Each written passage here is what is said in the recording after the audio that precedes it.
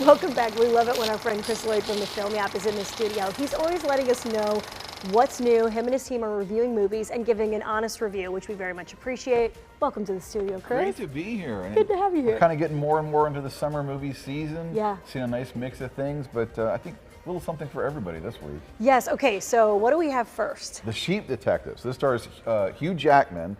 Very different role from him. He plays an English sheep herder who just lives like in a little camper on his land, and he takes care of his sheep and he shears them, and that's his whole life.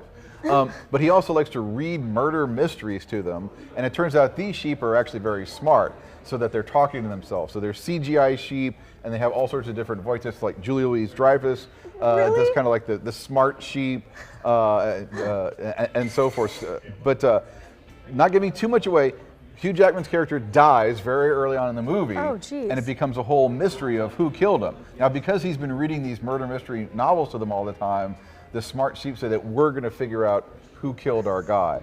And of course, then they go into town and do all sorts of things. And lots of different characters. Emma Thompson is in this. Oh, wow. A bunch of other folks. And it's sort of like it's kind of a comedy with CGI, sheep antics for the kids. I don't know. It didn't really quite work for me. It's one of those movies where it's like you like the idea of the movie more than the movie they made. Sure. So it didn't quite all come together for me, but I think maybe for others it will. Yeah, I mean, at least it's unique, that's for sure.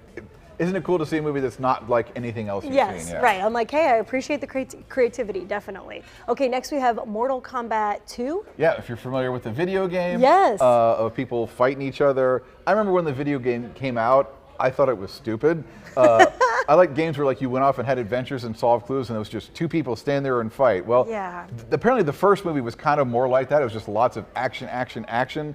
This one, Alec Toombs has a review up, and he says they actually kind of stuck a nice narrative on it, a different story. Carl Urban plays Johnny Cage, one of the fight characters, and in this thing, he's a washed-up action movie star who gets conscripted to go into this world where the different forces of the universe are going to fight and have their things. He says it's actually an improvement on the first one, and it's not just action, although he does caution it's quite gory.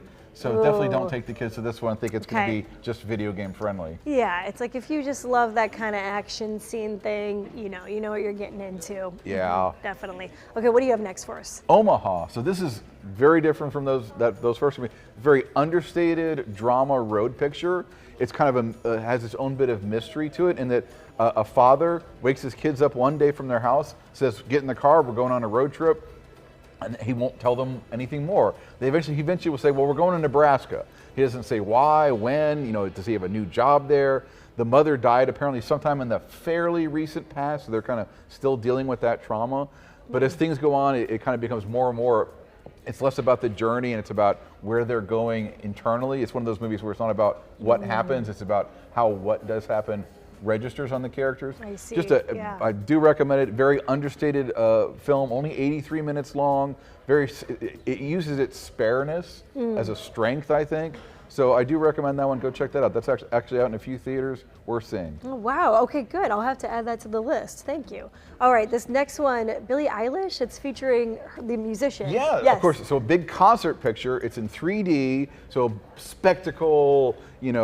Cool things going on. What's really cool is she teamed up with veteran director James Cameron, and they co-directed the movie.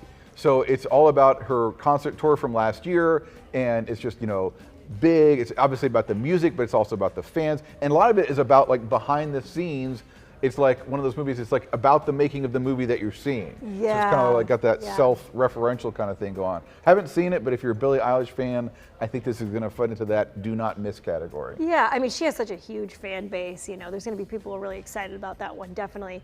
Okay, out on streaming, I was just hearing about this, Lord of the Flies. Yeah, so it's a new version of the famous William Golding novel. One of those few books that they made you read as a kid that actually was good. And of course, it's the story of a bunch of boys, kind of ranging age from maybe like 6 to 12, who crash land on an island. There's no adults, and they kind of have to build their own society.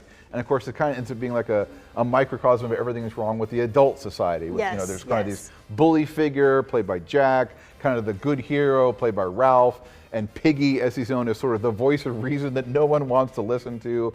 So this is out on Netflix now. I watched the first 2 episodes. It's terrific. It's very moody. I wouldn't call it horror, but it's kind of like they're definitely stoking the fearful aspects, so I call it like horror adjacent.